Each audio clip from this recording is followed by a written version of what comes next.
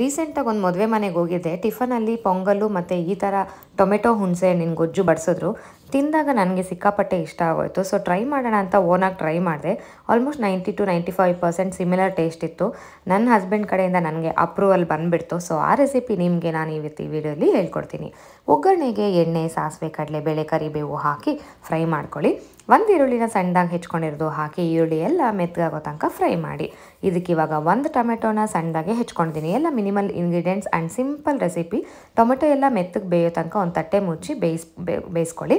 ಯೂಶ್ವಲಾಗಿ ನಾವು ಪೊಂಗಲ್ ಮಾಡಿದಾಗ ಕಾಯಿ ಚಟ್ನಿ, ಎಳ್ಳಿನ ಚಟ್ನಿ ಅಥವಾ ಹುಣಸೆ ಹಣ್ಣಿನ ಗೊಜ್ಜು, ಹಸಿ ಗೊಜ್ಜು ಮಾಡಿ ತಿಂತೀವಿ. ಸೊ ಈ ಥರ ಡಿಫ್ರೆಂಟಾಗಿ ಟ್ರೈ ಮಾಡಿ.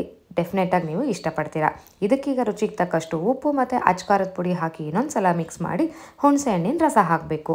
ನಾನು ಈ ಕ್ವಾಂಟಿಟಿಗೆ 1 ನಿಂಬೆಹಣ್ಣು ಗಾತ್ರದಷ್ಟು ಹುಣಸೆ ಹಣ್ಣು ಮತ್ತು 1 ಸ್ಪೂನಷ್ಟು ಬೆಲ್ಲ ಹಾಕಿ ನೆನೆಸಿ ಕಿವುಚಿಟ್ಕೊಂಡಿದ್ದೆ. ನೀವು ಬೇಕಾದರೆ ಬೆಲ್ಲ ಸ್ಕಿಪ್ ಮಾಡ್ಬೋದು. ಸಿಹಿ ಅಂಶ ಇಷ್ಟ ಇಲ್ಲ, ಹುಳಿ ಖಾರವಾಗಿ ಬೇಕು ಅಂದರೆ ಬೆಲ್ಲ ಹಾಕ್ಕೋಬೇಡಿ. ಸೊ ಈಗ ಇದಕ್ಕೆ 1 ಲೋಟ ನೀರು ಹಾಕಿ ಚೆನ್ನಾಗಿ ಕುದಿಸಿದ್ದೀನಿ. ಕುದೀತಾ ಇರೋ ಗೊಜ್ಜಿಗೆ ನಾವು ಕಡಲೆ ಹಿಟ್ಟನ್ನು 1 ಸ್ಪೂನಷ್ಟು ನೀರಲ್ಲಿ ಮಿಕ್ಸ್ ಮಾಡಿಕೊಂಡು ಅದನ್ನು ಇದಕ್ಕೆ ಸೇರಿಸ್ಬೇಕು. ಯಾಕಪ್ಪ ಅಂದರೆ ತಿಕ್ನೆಸ್ ಕೊಡೋಕ್ಕೆ ಗ್ರೇವಿಗೆ.